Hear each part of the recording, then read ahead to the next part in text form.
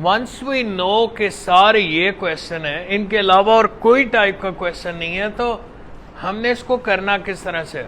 उत्तर reading में सबसे बड़ी टिप सुन लें, और वो एक ही है। इसलिए मैं अब टाइम थोड़ा ज़्यादा लगा रहा हूँ कि कोई मसला नहीं है, लेकिन आपको एक दफ़ा रीडिंग सही समझ आ जाएगी। सबसे बड़ी tip in terms of reading is the fact कि इनमें से कुछ क्वेश्चन सीक्वेंस में हैं और कुछ क्वेश्चन सीक्वेंस में नहीं है। ये जो पहले 3 हैं ये सीक्वेंस में नहीं है, बाकी सारे क्वेश्चन सीक्वेंस में होते हैं। सीक्वेंस का मतलब क्या होता है यार? एक तरतीब में होते हैं। तरतीब का क्या मतलब है? For example untied, okay, for example यार क्या चाह रहे हो? तरतीब का ये मतलब होता है कि कुछ में होते हैं फ्लो में। सुल्तान पानी भी ले आना। एक तरतीब में होता है। Let's take fill in the blank for example. कुछ लिखा होता है एक ब्लैंक, कुछ लिखा होता है एक ब्लैंक, कुछ लिखा होता है एक ब्लैंक। यार मैंने बोला ये सारे एक तरतीब में है। तरतीब का क्या मतलब होता है कि नंबर वाइज आएंगे, पहले इसका आंसर आएगा, फिर इस ब्लैंक का, फिर इस ब्लैंक का। ये कभी भी नहीं होना कि थर्ड ब्लैंक का आंसर पहली दूसरी से ऊपर लिखा हो, सीधे होके बैठो। Same goes with multiple choice. समझ आई? ये सारे एक तरतीब में आते हैं। Same goes with answer question, true false, सारे एग्जैक्टली लाइक दिस। ये जो 3 हैं जो सीक्वेंस में नहीं है, अगर ये सीक्वेंस में होते तो ये क्वेश्चन ही ना होता। डन? तवज्जो से बैठो। Okay let's start. क्या रख दो सुल्तान। Let's start. पहला पैसेज निकाल, ये वाला। उत्तर अब आपने तरीका सीखना है। मैं इसको करता कैसे हूं। क्वेश्चन ऊपर हेडिंग क्या लिखी हुई है? जॉनसन्स डिक्शनरी, ये लिखा हुआ है। Straight away go to the question. पहले क्वेश्चन पे जाएं, क्या लिखा हुआ? इधर देखो बता। The first question is which 3 of the following statements are true of Johnson's dictionary? कौन सी 3 statements हैं इनमें से जो true हैं जॉनसन की डिक्शनरी के बारे में? तो यार पुत्र पूरा पैसेज ही जॉनसन की डिक्शनरी के बारे में है ना, ऊपर हेडिंग ही यही थी। तो जहां पे लिखा होगा ना जॉनसन की डिक्शनरी बन गई, उसके बाद उसकी ये 3 बातें लिखी होनी है कि नहीं? तो भाई जहां वो बनेगी वहां पे लिखी होंगी। यहाँ टॉप पे लिखे जॉनसन्स डिक्शनरी, यहाँ इधर यहाँ लिखे जॉनसन्स डिक्शनरी। मैं आपको तरीका बताता हूँ, सबसे इजी तरीका। यहाँ लिखे जॉनसन्स डिक्शनरी टॉप पे। पुत्र जब तक जॉनसन की डिक्शनरी बनती नहीं है, इसमें 3 क्वेश्चन हम चूज कहां से करेंगे? वो बनेगी तो करेंगे ना। Question number 2, fill in the blanks किस में होती हैं? इधर देखो बता। Fill in the blank sequence में मुझे ये पता है कि जब तक क्वेश्चन नंबर 4 का आंसर नहीं ना आता, 5, 6, 7 का नहीं आना, तो मैं सिर्फ 4 पढ़ लूं। वो आएगा तो दूसरे आएंगे। पढ़ें जरा। In 1764, Dr. Johnson accepted the contract to produce a dictionary. Having rented a garret, he took a number of dash who stood at long central desk. उसने कुछ लोगों को अपने साथ मिलाया, ये लोगों को जो कि लॉन्ग सेंट्रल डेस्क के इर्द गिर्द खड़े होते थे। यार हमने ये बताना है कौन खड़े होते थे लॉन्ग सेंट्रल डेस्क के इर्द, यही है। एक पता बात सुन लें, जब तक लॉन्ग सेंट्रल डेस्क नहीं ना आता, ये वाली बात नहीं आती। तो यहाँ टॉप पे लिखें लॉन्ग सेंट्रल डेस्क। मैं हैरान होने वाली कौन सी बात है, यहाँ पे लिखें लॉन्ग सेंट्रल डेस्क। समझ आई? और पुत्र जहाँ लॉन्ग सेंट्रल डेस्क लिखा होगा तो साथ ही लिखा होगा कि उसके इर्द गिर्द कौन खड़े होते थे। फिल इन द ब्लैंक का वही आंसर नहीं है। Question number 3, true false not given. ये इस तरह का क्वेश्चन है जैसे हमने बचपन में किए थे। किस में होते हैं? सीक्वेंस में।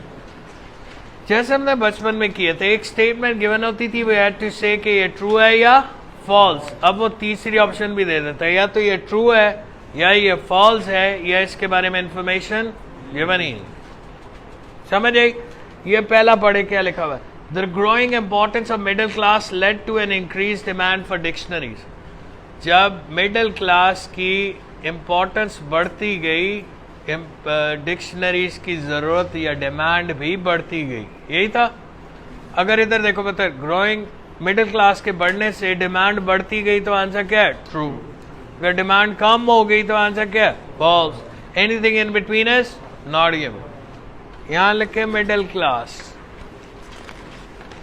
जब तक पता है मिडिल क्लास नहीं ना आता वो तीसरा क्वेश्चन शुरू नहीं होता। इधर देखो मैंने तीनों क्वेश्चन क्यों लिखे? जो मर्जी पहले आ जाए वो खुद ब खुद सॉल्व होगा।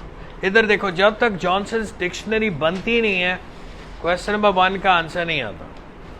जब तक लॉन्ग सेंट्रल डेस्क नहीं आता फिल इन द ब्लैंक नहीं आती।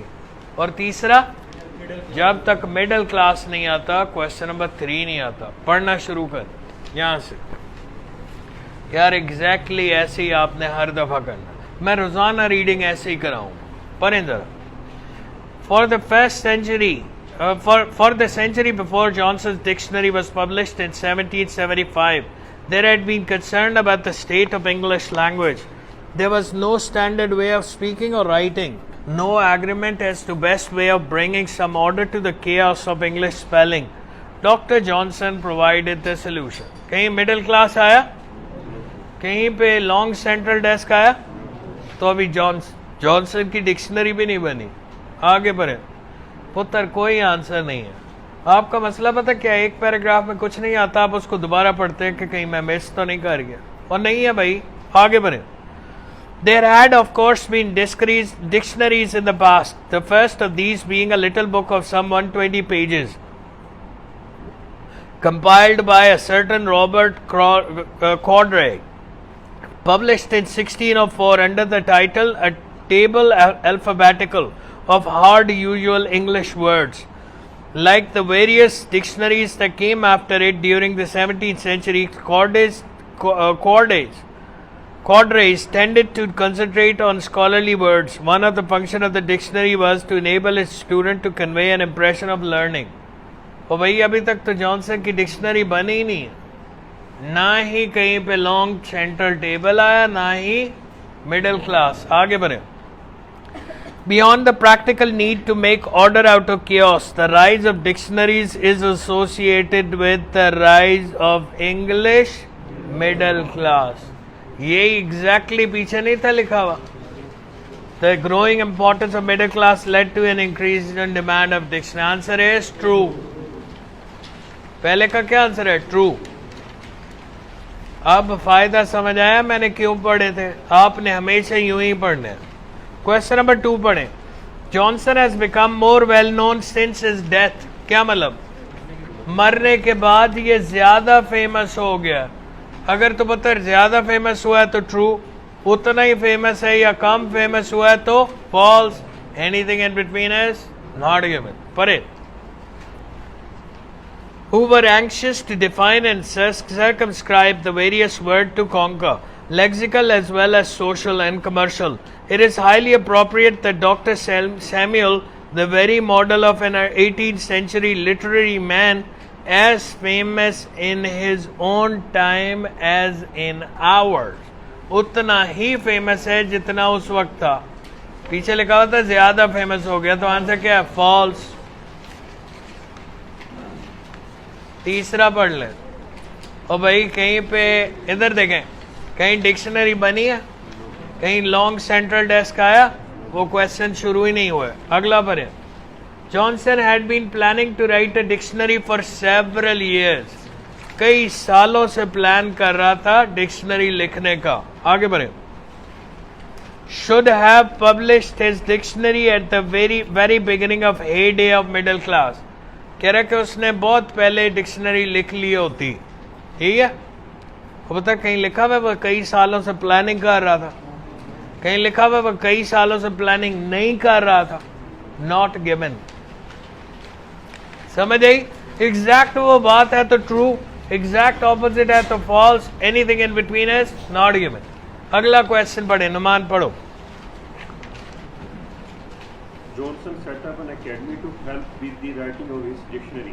जॉनसन ने एक एकेडमी बनाई जिसने उसको डिक्शनरी राइटिंग में मदद की। यही है कीवर्ड, क्या है? एकेडमी। पढ़ें जरा। Johnson was a poet and critic who raised common sense to the height of genius. His approach to the problem that had worried writers throughout the late 17th and early 18th centuries was intensely practical. Up until his time, the task of producing a dictionary on such a large scale had seemed impossible without the establishment of an academy to make decisions about right and wrong usage. Johnson decided that he did not need an academy. Answer क्या है? False.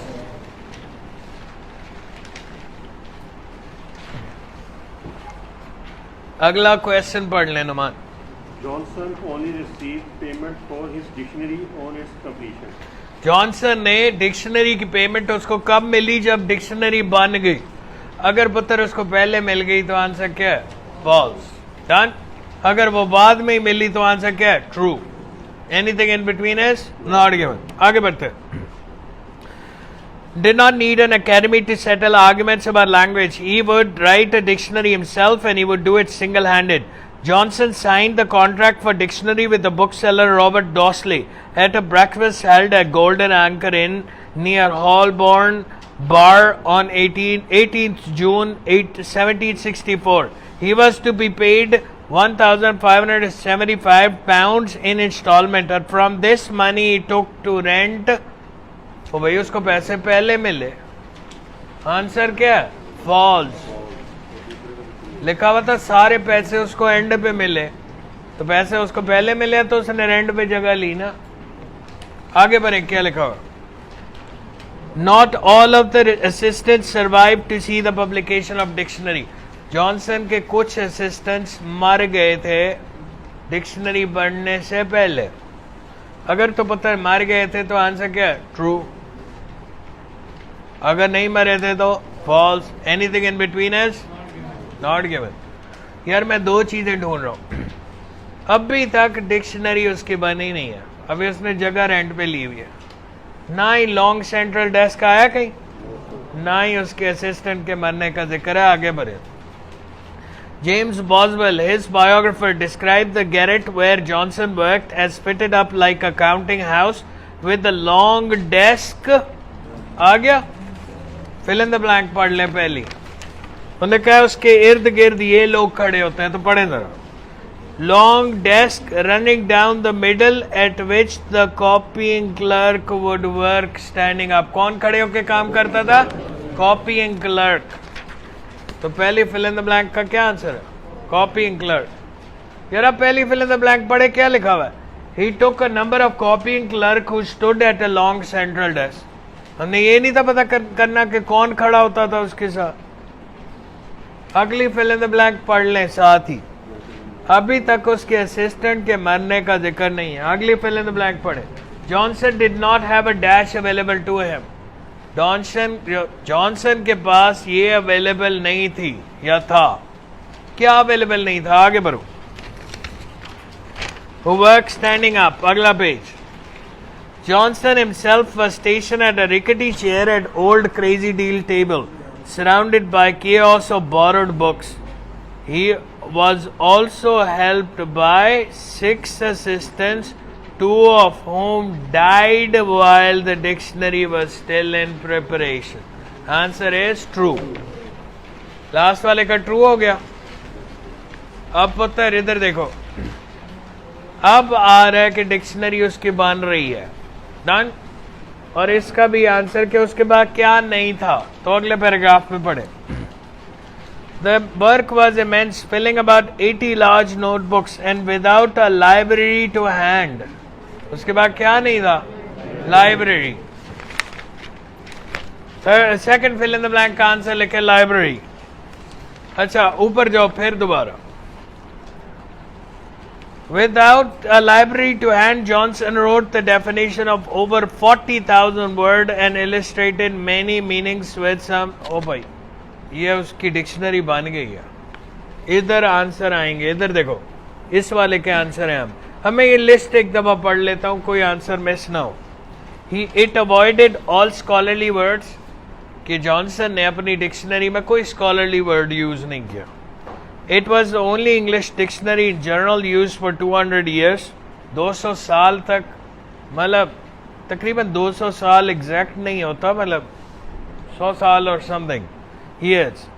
It was famous because of large number of people involved. इसलिए famous थी कि इसमें बहुत ज़्यादा लोग involved थे. It focused mainly on language from contemporary texts, कि सिर्फ पुराने दौर की जो ज़ुबान थी उसी को देखता था. There was a limit for its completion, time limit, कि कुछ किसी एक अरसे में इन्होंने करना था, एक टाइम लिमिट में करना था. It ignored work done by previous dictionary writer, कि नहीं इसने पिछली डिक्शनरीज को देखा ही नहीं, उनको इग्नोर कर दिया. आगे it took into account subtleties of meaning, इसने एक एक मीनिंग के मुख्तलिफ शेड्स निकाले. आगे its definitions were famous for their originality. यार ये सारी पढ़ ली. अब जब मैं जॉनसन की डिक्शनरी पढ़ रहा हूँगा वहाँ जो जो बात होगी हमने 3 चूज करना. पढ़ें. And without a library to hand, Johnson wrote the definition of over 40,000 words and illustrated their meaning with some 114,000 quotations drawn from English writing on every subject from Elizabethan to his own time. पुरानी English को भी देखा और अब वाली को भी. ये जो पीछे लिखा हुआ है कि सिर्फ पुरानी को देखा, डी को तो काटे, ये दोबारा नहीं आएगा. डी को काटे ना, हम काटते रहेंगे, एंड पे वही बचेगा जो आंसर है. डन. आगे बढ़ो.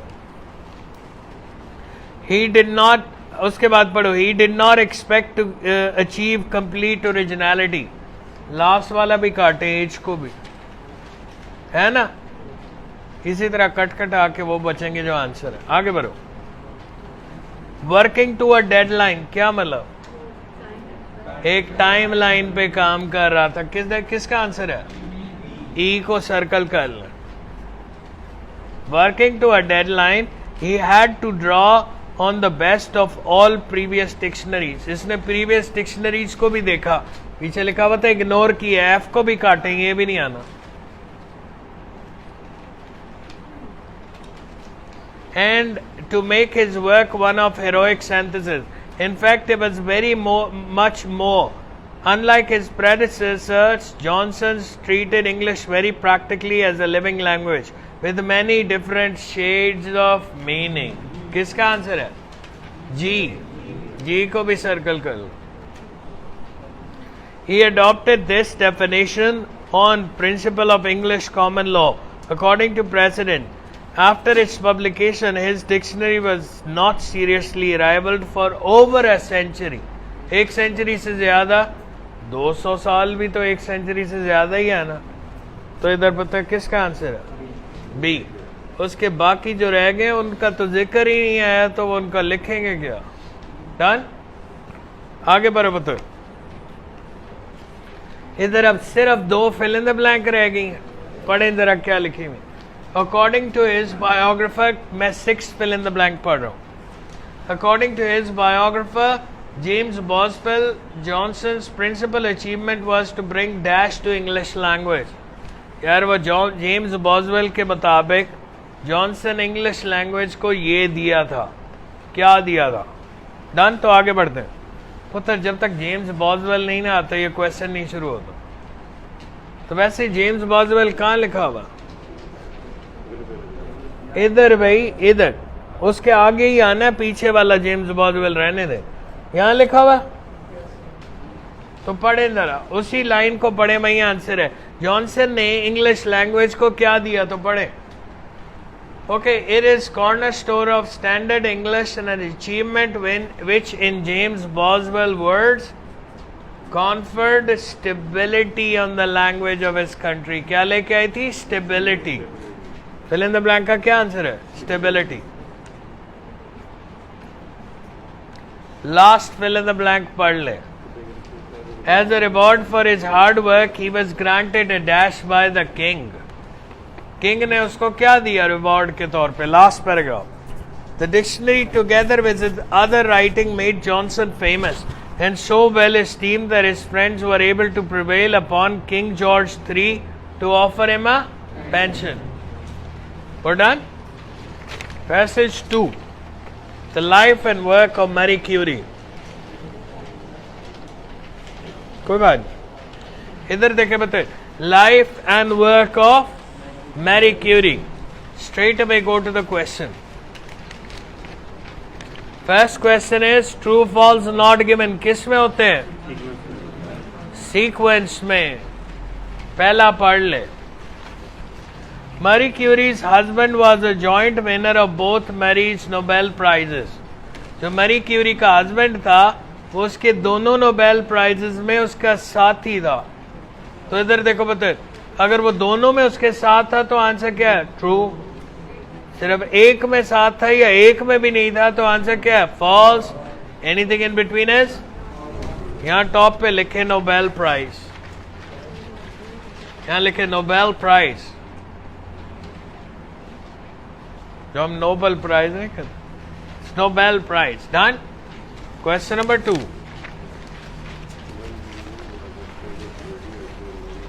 Question number 2, fill in the blank. किस में होती हैं? सीक्वेंस में. पहली फिल इन द ब्लैंक आएगी तो दूसरी आएंगी ना. ये पीछे डीबीएम समझ आ रही है? ओके, पढ़े पहली. When uranium was discovered to be radioactive, Marie Curie found that element called dash had the same property. जब यूरेनियम का पता चला कि ये रेडियो एक्टिव होता है तो मैरी क्यूरी को पता चला कि यार ये वाला एलिमेंट भी रेडियो एक्टिव होता है. जब तक पुत्र यूरेनियम नहीं ना आता ये वाला क्वेश्चन नहीं शुरू होता. एक लॉजिकल बात है ना. तो यहाँ टॉप पे लिखे यूरेनियम, लिख लो. I will come and check and if it's not written you will see. लिखें यूरेनियम. आपने लिख लिया? दिखाओ.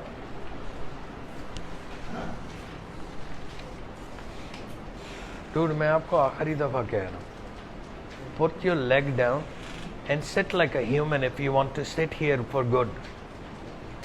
Don't make it your last day. I choose if you will sit here or not.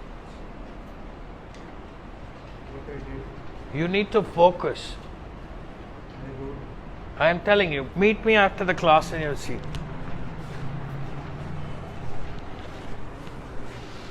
You're not going to be here long. Let's start. Life and work of Marie Curie. Done? Straight away. इधर देखो बताओ, पहला question क्या था? Nobel prize में उसके दोनों में ये हिस्सेदार थी. दूसरा question uranium. Done. Let's start reading. You will see. Let's start. मैं इसको पढ़ना शुरू करता हूँ and then जो आंसर आएगा I will start asking you. You will start answering. यार इस वीक में हमने हर चीज़ कवर करनी.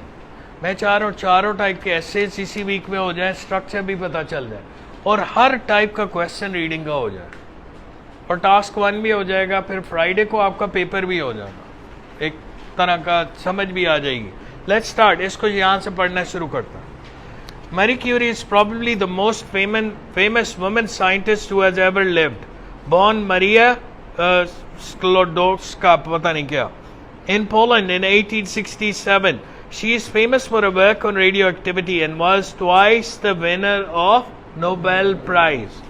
अभी तक आया नहीं कि उसका हस्बैंड दोनों में साथ था.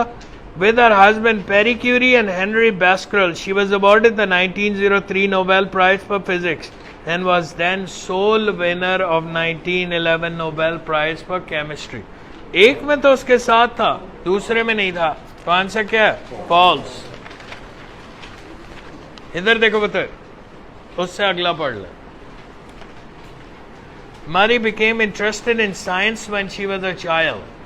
तो Marie Curie है, she actually became interested in science जब बचपन से ही उसको साइंस में इंटरेस्ट था. यही है. पढ़ें जरा आगे, आगे पढ़ें. She was the first woman to win a Nobel Prize. From childhood, Marie was remarkable for her prodigious memory. At the age of 16, won a gold medal at the completion of her secondary education. यार childhood का तो जिक्र है, ये नहीं लिखा.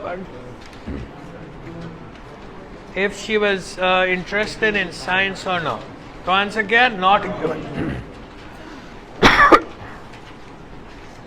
बोल बोल के गला बैठ गया. तीसरा, Marie was able to attend Sorbonne because of her sister's financial contribution.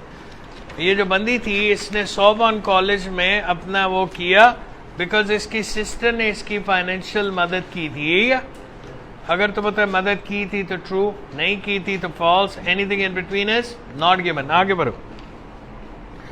Because her father lost his saving through bad investment, she then had to take work as a teacher. From her earnings, she was able to finance her sister's Brognia's medical studies in Paris, on the understanding that Brognia would in turn later help her to get an education.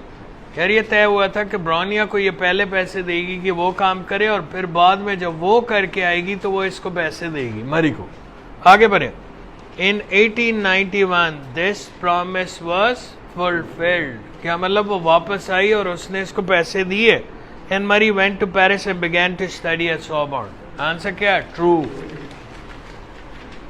उत्तर कहीं uranium आया?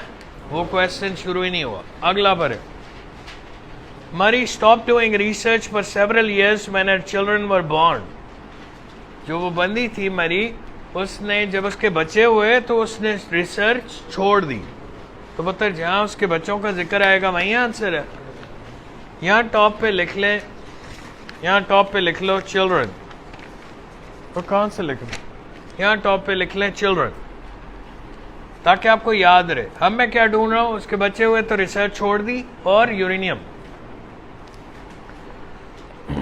She often worked far into the night and lived on little more than bread and butter and tea. She came first in the examination of physical sciences in 1893 and in 1894 was placed second in the examination in mathematical sciences.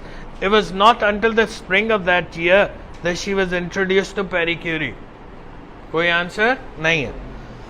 The marriage in 1895 marked the start of a partnership that was soon to achieve results of world significance. Following Henry Becquerel's discovery in 1896 of new phenomenon, which Marie later called radioactivity, Marie Curie decided to find out if radioactivity discovered in uranium. Fill in the blank.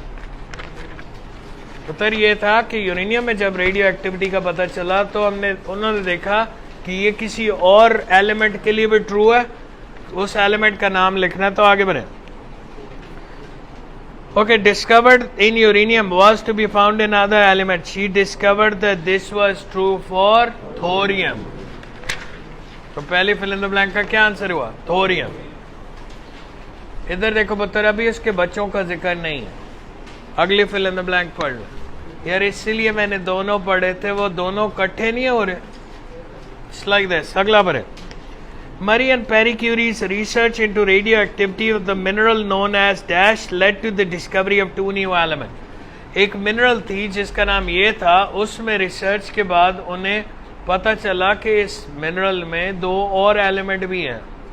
यार उस mineral का नाम लिखना है, जहाँ mineral आएगा वहीं answer है. पढ़ें आगे. Turning her attention to minerals, she found her interest drawn to pitch blende. तो बता रहे उस मिनरल का नाम क्या था? pitch blende. fill in the blank का क्या आंसर है? pitch blende. आगे भी पढ़ लें, आपको आइडिया हो जाएगा कि दो उसमें से एलिमेंट निकले थे. pitch blende, a mineral whose radioactivity superior to that of pure uranium could be explained only by presence in small ores presence in the ore of small quantities of an unknown substance of very high activity. Marie Curie joined her work that she had undertaken to resolve this problem, and that had led to the discovery of two new elements, polonium and radium. यार ये confirm भी हो गया, pitch blend ही है. अगली fill in the blank पढ़े. In 1911, Marie Curie received recognition for her work on element dash. 1911 में उसको इस एलिमेंट पे काम करने पे अवार्ड मिला. तो पता 1911 आएगा तो शुरू होगा, और अभी उसके बच्चों का भी जिक्र नहीं है. तो आगे बढ़े.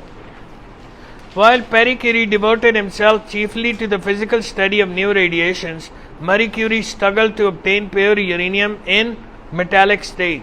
This was achieved with the help of chemist André Louis de Broglie, one of Marie Curie's people. Based on the result of this research, Marie Curie received her doctorate of science and in 1903, Murray and Perry shared with Baskerville the Nobel Prize for Physics for the discovery of radioactivity. या ना उसके बच्चों का जिक्र है 1911 का है. आगे बढ़े. The birth of Mary's two daughters, Irene and Eve, in 1897 and 1904, failed to interrupt her scientific work. पीछे लिखा हुआ था उसके बच्चे पैदा हुए, उसने साइंटिफिक वर्क छोड़ दिया था. यहाँ क्या आंसर है? फॉल्स. अगला पढ़ ले. Murray took over the teaching position her husband had held. इसने वही पोजीशन टीचिंग वाली शुरू की जो उसके हस्बैंड के पास थी. यही है. और पता है मैं दो चीजें ढूंढ रहा हूं, एक उसके हस्बैंड वाली पोजीशन इसने ली और दूसरा 1911. आगे बढ़े. अगले पैराग्राफ से पढ़ो. The sudden death of her husband in 1906 was a bitter blow to Marie Curie, but also a turning point in her career. Henceforth, she was to devote all her energy to completing alone the scientific work that they had undertaken. On May 13, 1906, she was appointed to the professorship that had been left vacant on her husband's death. Answer is true. Last वाला पढ़ लो. Marie's sister Bronia studied the medical uses of radioactivity. वो जो उसकी sister थी उसने medical uses पढ़े थे किसके? Radio active. जहां ब्रोनिया आएगा वही आंसर है. आगे बढ़े. और question fill in the blank क्या थी? 1911 में Marie received recognition for a work on element. Element का नाम लिखना. तो आगे बढ़े. Becoming the first woman to teach at Sorbonne in 1911, she was awarded the Nobel Prize for Chemistry for the isolation of pure form of radium. किस element पे उसको मिली थी वो रिकॉग्निशन? रेडियम. मौलवी साहब को समझ आई? अगला पढ़ लें fill in the blank. Marie and Irene Curie developed X-radiography, which was used as a medical technique for. उन दोनों ने मिलकर एक्स रेडियोग्राफी बनाई थी जो कि एक मेडिकल टेक्निक थी, इसलिए यूज होती थी. किस चीज को ट्रीट करने के लिए यूज होती थी? पढ़ें जरा. फिर अगले ही पैराग्राफ में. During World War I, Marie Curie, with the help of her daughter Irene, devoted herself to development of use of X-radiography, including the mobile unit which came to be known as Little Curies, used for the treatment of wounded soldiers. तो answer क्या है? सिर्फ soldier. ऊपर one word लिखा हुआ. Technique for soldier लिखो, time जाया ना करें. Technique for soldiers. अगला पढ़ लें 11. Marie Curie saw the importance of collecting radioactive material both for research and for cases of. उसने उसकी कलेक्शन को मतलब बहुत अहम समझा रेडियो एक्टिव सब्सटेंस की कलेक्शन को. एक रिसर्च के लिए, दूसरा इस पर्पज के लिए. यही था. तो मतलब जिस यहाँ रिसर्च लिखा हुआ उसके साथ वाला जो भी है आंसर. लास्ट पैराग्राफ से पढ़े. यार पुत्र कहीं पे आया उसकी सिस्टर ने कोई मेडिकल यूजेस पढ़ी थी. Not given. जब वो है ही नहीं तो आंसर क्या है? Not given. आगे बढ़ो. अभी तक पुत्र उस बात का जिक्र नहीं आया कि वो उसको कलेक्ट करते थे एक रिसर्च के लिए, दूसरा इसलिए. जल्दी करें यार, टाइम नहीं है. In 1921, accompanied by her two daughters, Marie Curie made a triumphant journey to United States to raise funds for research on radium. Women there presented her with a gram of radium for her campaign. Marie also gave lectures in Belgium, Brazil, Spain, and Czechoslovakia. In addition, had the satisfaction of seeing the development of Curie Foundation in Paris and the inauguration in 1932 in Warsaw of Radium Institute, where her sister Bronia became. यहाँ से भी idea हो गया. Sister bryonia का तो जिक्र आया है, मेडिकल यूजेस का जिक्र नहीं आया. तो क्या आंसर है? Not given. अभी तक वो नहीं आया कि वो कलेक्ट क्यों करना चाहती थी. एक तो रिसर्च के लिए, दूसरा किस चीज के लिए.